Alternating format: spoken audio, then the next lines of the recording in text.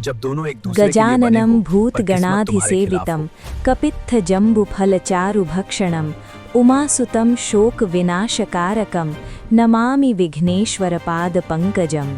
मर जाना था मुझे, मरकर खाक हो जाना था। तेरे साथ की गई बेवफाई के लिए नर्क में सताया जाना था। पर वक्त की बेरहमी तो देखो, तेरी यादों के सहारे जिए जाने की सज़ा सुनाई गई थी। हर्ज नहीं इश्क करने में, मुश्किल तो उसे निभाने में है, वरना अच्छे अच्छे आशिकों का नाम बेवफा और पहचान बेगानों में है। चैप्टर 1। दिल्ली की भयंकर सर्दी। 24 जनवरी सन 2014। दिन के तकरीबन 12 बजे।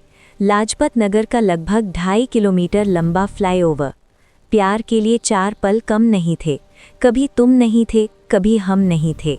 ये पंक्तियाँ कोई व्यक्ति गा नहीं रहा है, बल्कि मेरे मोबाइल के एक विशेष नंबर पर सेट रिंगटोन है, जिसको कॉल करने वाले ने खुद गाया था, मेरे लिए। कान में लगे ब्लूटूथ से होकर जब ये रिंगटोन मेरे दिल में उतरा और इसी बीच मेरी नज़र कलाई पर बंधे गियर स्क्रीन में उभरे माँ शब्द पर पड़ी, जैसा कि हर बार होता था, वैसे ही इस बार भी 440 वोल्ट का करंट दौड़ गया पूरे शरीर में। बाइक का बैलेंस बिगड़ गया, किसी तरह संभाल कर किनारे खड़ी की। दिल की धड़कनें इलेक्ट्रॉन की रफ्तार से सीने को फाड़कर बाहर निकलने की कोशिश करने लगी। बहुत ही तेज दर्द होने लगा, रोंगटे खड़े हो गए। मेरी स्थिति सिर्फ मैं ही समझ सकता हूँ, ठीक से बयां करना भी मुश्किल है। इस सब के बावजूद 24/7 मुझे इस फ़ोन कॉल का बेसब्री से इंतज़ार रहता है। मुझे पता है, मैं फ़ोन तो उठाऊंगा पर बोलूंगा कुछ नहीं, सिर्फ और सिर्फ सुनूंगा एक गूंगे की भांति। गियर स्क्रीन पर मेरी उंगली के टच होते ही, आरजी, एक बार, बस एक बार कुछ भी बोल दे, हेलो ही बोल दे बाबू। तेरी आवाज़ सुने हुए 8 महीने हो चुके हैं, तू ऐसा कैसे कर सकता है मेरे साथ? केजी, बस एक बार कुछ तो बोल दे यार, पागल सी हो गई हूँ, जिंदा लाश बनकर रह गई हूँ। ख़त्म हो गया सब कुछ, बर्बाद करके रख दिया तूने, मुझे कहीं का नहीं छोड़ा। इन 10 सालों में मैं तुझे कभी पहचान ही नहीं पाई कमीने, न जाने किस मिट्टी का बना है तू। खुद पर यकीन ही नहीं होता कि मैंने 10 साल तेरे साथ बिताए और तुझसे प्यार किया। मुझे मारकर खुद भी मर क्यों नहीं जाता हरामखोर? कितना बड़ा कमीना है तू, सच में यार, बहुत बड़े वाला। तो तू नहीं बोलेगा, तो तुझे ये लगता है कि 8 महीने से तेरे एक बार बोलने का इंतज़ार कर रही हूँ कि कब तू मुझसे बोलेगा आज मिलने मुझसे? पर तू नहीं बोला। मैं तुझे दूर से देखती हूँ, चाहकर भी तेरे पास नहीं आ पाती। दिल पर पत्थर रखकर सिर्फ तेरे एक बार बोलने का इंतज़ार कर रही हूँ।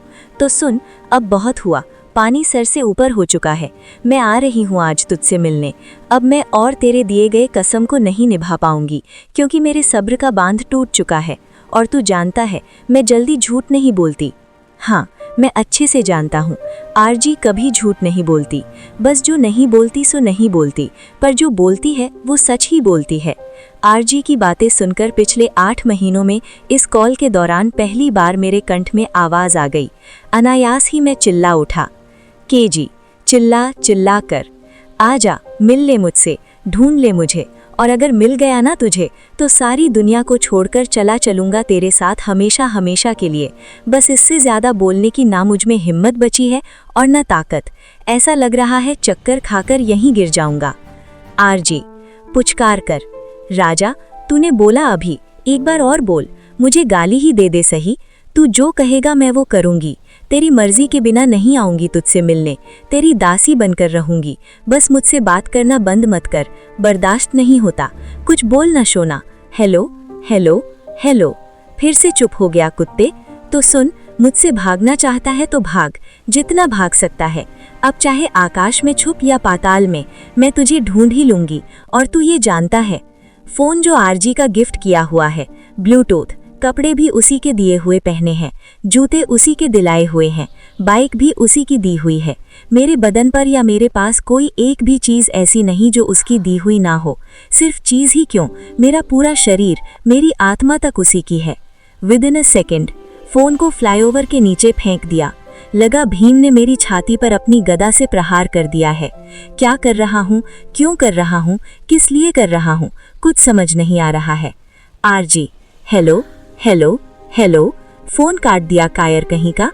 आ रही हूँ मैं तेरे पास केजी, हमेशा हमेशा के लिए। अब तुझसे दूर नहीं रहा जाता। मेरे अंदर ना तो सोचने की शक्ति बची है और ना कुछ करने की ताकत, पर ना जाने क्यों मैं बस उससे दूर, बहुत दूर भाग जाना चाहता हूँ। बाइक स्टार्ट की और सीधा अपने फ्लैट पर पहुंचा। खुद को सामान्य करने की असफल कोशिश करते हुए मैंने अपनी पत्नी श्रद्धा से कहा, अस्ति, अटपटी आवाज में, सुनो, हमें अभी तुरंत गांव के लिए निकलना है, कुछ जरूरी काम आ गया है मुझे। तुम अपना सारा सामान पैक कर लो, क्योंकि हम कुछ दिन गांव में ही रुकेंगे। श्रद्धा भी कमाल की है, कतई आज्ञाकारी, गाय जैसी।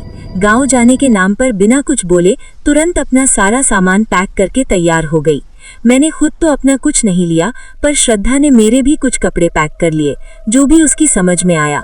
वैसे उसे बहुत ही कम चीजें समझ में आती हैं। सारे कपड़े आरजी के ही दिए हुए हैं, बस एक शादी का ड्रेस इंडो वेस्टर्न छोड़कर। मुझे एक बात तो पता है, आरजी रूम पर तो नहीं आएगी, पर बाहर मुझसे बिना मिले अब नहीं मानेगी। मैंने बिना देर किए फ्लैट की चाबी मकान मालकिन को देते हुए कहा, अस्ति, आंटी, गांव जा रहा हूँ, इया से मिले हुए बहुत दिन हो गए हैं। इस बार उनके पास कुछ दिन रहकर आऊंगा, तो आने में थोड़े दिन लगेंगे। मुझे जानने वाले सब लोग ये बात जानते हैं कि मैं और मेरे भाई बहन इया से बहुत प्यार करते हैं और उन्हें ईश्वर के समान मानते हैं। मकान मालकिन ने बिना कोई सवाल किए चाबी ले लिया, क्योंकि ऐसा पहले भी कई बार हो चुका था। मकान मालकिन, कोई बात ना छोरा, कितने दिन को जावे है, जल्दी आ जाइए, तब तक मैं तेरे फ्लैट में झाड़ू पोंछा करवा दिया करूंगी। असल में मकान मालकिन बहुत ही सफाईदार है। अस्ति, जी आंटी, जल्दी ही आ जाऊंगा, फोन करूंगा आपको। और हाँ आंटी, कोई मेरे बारे में पूछे तो बोल दीजिएगा कि कुछ दिनों के लिए बाहर गया है। अब मैं चलता हूँ, नमस्ते बोलता हुआ निकल लिया। पत्नी को बाइक से लेकर सीधा चाचा के यहाँ पहुँच गया, जो हरियाणा के फरीदाबाद, दिल्ली एनसीआर में अपने परिवार के साथ रहते हैं। डोरबेल बजाया, आवाज आई, कौन है? आ रही हूँ। शायद चाची या चचेरी बहन की आवाज। दोनों की आवाज काफी मिलती जुलती सी है। हड़बड़ी की वजह से एक बार फिर से डोरबेल बजाया। आवाज, अरे बाबा, कौन है? आ तो रही हूँ, खट की आवाज करके। दरवाजा खुला। सामने चाची को देख थोड़ा सा नर्वस हुआ, क्योंकि चाची हम दोनों को सामान के साथ अचानक देखकर। चाची, आश्चर्यपूर्वक, एकदम से इस तरह, सब ठीक तो है? फ्लैट से चाचा के घर पहुंचने में हमें लगभग 1-1.25 घंटे लगे होंगे। ये सामान्य से कुछ जल्दी है। अब तक मैं पहले से थोड़ा संभल चुका हूँ। अस्तित्व, शब्द संभाल कर। चाची, कई दिनों से इया की बहुत याद आ रही थी और श्रद्धा की मम्मी की कॉल भी आई थी मुझे। बोल रही थी कि श्रद्धा को 10 दिनों के लिए गांव भेज दीजिए, उससे मिले 1 महीना से ज्यादा हो गया है। दरअसल मेरी पत्नी लगभग हर महीने अपने मम्मी के घर जाया करती है, जो कि दिल्ली से 1100 किलोमीटर और मेरे गांव से 4 किलोमीटर दूर यूपी का एक गांव है। जब भी हम गांव जाते तो श्रद्धा ज्यादातर अपनी माँ के पास ही रहती। मैं भी उसे रोकता टोकता नहीं हूँ, क्योंकि श्रद्धा की माँ अकेले ही रहती है। चाचा के यहाँ पहुँचे हुए मुझे लगभग 30 मिनट चुके हैं। मेरे चाचा के 2 बच्चे हैं, एक लड़का एक लड़की। बहन रानू और चाची मेरी पत्नी श्रद्धा के साथ आ बहन चुगली करें वाले गेम में व्यस्त हो गए। मैं एक कोने में पड़े सोफे पर बैठकर चाचा के लड़के रीटू का बड़ी बेचैनी के साथ इंतजार करने लगा। तभी दरवाजे पर उनकी दस्तक हुई। अस्तित्व, नमस्ते, कहाँ थे आप रीटू भाई? पता है कब से इंतजार कर रहा हूँ। रीटू, नमस्ते। अरे यार, बहुत जाम था। रानू ने फोन किया था मुझे कि तुम दोनों आए हो। अचानक क्या बात है भाई? गांव और दादी की इतनी याद आ गई कि निकलने से पहले एक कॉल तक नहीं किया। सब ठीक तो है? 2-3 दिन रुक कर चलते तो मैं भी चल लेता तुम लोगों के साथ। एक तो सांप डन से जैसी मेरी हालत, ऊपर से ये भाई की बकबक। अस्तित्व, भाई आप बाद में आ जाना, फिर हम गांव में ही मिलेंगे। इस बार मैं थोड़े दिन गांव में रहूंगा। भाई, दरअसल श्रद्धा आज ही गांव जाएगी और मैं कुछ जरूरी काम से 3 दिनों के लिए कहीं बाहर जा रहा हूँ। वहीं से सीधा गांव पहुंचूंगा, तब तक आप भी आ जाना। भाई सुनो, मेरा प्लान अभी किसी को मत बताना। क्यों यार? और श्रद्धा को पता है? अस्तित्व, भाई अभी किसी को कुछ पता नहीं, मैं उसे ट्रेन में सब समझा दूंगा। वैसे भी श्रद्धा कई बार अकेले जा चुकी है। ओके ओके, चलो तुम लोग निकलो आराम से, फिर मिलते हैं गाँव में। भाई 1 मिनट, जरा अपना मोबाइल देना। असल में मेरा मोबाइल खराब हो गया है, बनने दिया है। रीटू भाई मोबाइल देते हुए, ये रो यार, तुम मोबाइल बहुत खराब करते हो, बहुत लापरवाह हो गए हो, और शादी के बाद तो कुछ ज्यादा ही। सुधर जाओ बेटा, अभी नई नई शादी हुई है, नहीं तो बाद में बहुत पछताओगे जब जिम्मेदारियां संभाल नहीं पाओगे। मुझे देखो, 2 बच्चों और एक बीवी को लेकर झेल रहा हूँ। घड़ी घड़ी मायके चली जाती है। रीटू भाई के ससुराल वाले यहीं दिल्ली में कापसेड़ा साइड में रहते हैं, तो अक्सर भाभी वहाँ आती जाती रहती है। वैसे भाभी बहुत अच्छी है और भाई काफी मजाकिया है।